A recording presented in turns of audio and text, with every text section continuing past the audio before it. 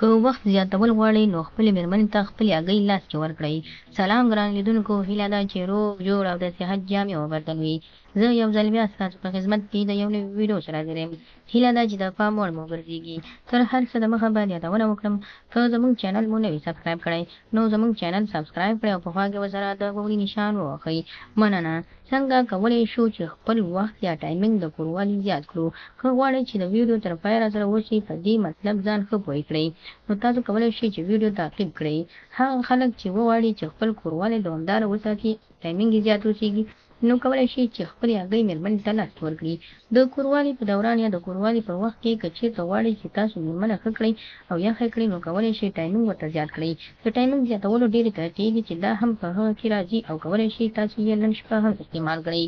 نو که غواړئ چې ټایمینګ مو زیات اوسیږي، نو خپلې هګۍ مېرمنې ته د کوروالي پر وخت کې لاس ورکړئ.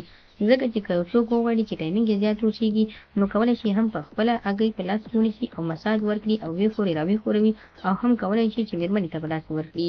د مېرمنې ته په لاس کې ورکول خپلې هګۍ تر ټولو زیاته ګټه لري. که یو سړی وغواړي چې زیات کوروالي وکړي، نو خپلې هګۍ دې هر ټایم او هر وخت د کوروالي وخت کې مېرمنې ته لاس ورکوي. له دې سره د مېرمنې هم شوق راځي او د کوروالي خوند هم زیاتېږي او ستاسو ټایمینګ هم زیاتېږي. دا ځکه چې که چېرته ستاسو هګۍ په کورولو یا په شورش راشي، نو ستاسو هغه سپرمونه او هغه مني یا هغه شهوت چې ستاسو په کوروالي کې زر راځي او خلاصېږي، نو له دې سره ستاسو کوروالي کې دمه راځي، یعنې وخت ټایمینګ زیاتېږي. که چېرته تاسو بغیر له دې نه چې ډایرکټ خپل کوټک ور واچوئ، نو اکثره به تاسو سوچ کړی وي چې ډېر زر انزال کېږئ. نو تاسو کولی شئ له دې نه وروسته کولی شئ مېرمنې ته خپلې هګۍ لاس ورکړي او خپل د کوروالي ټایمینګ مو زیات کړئ.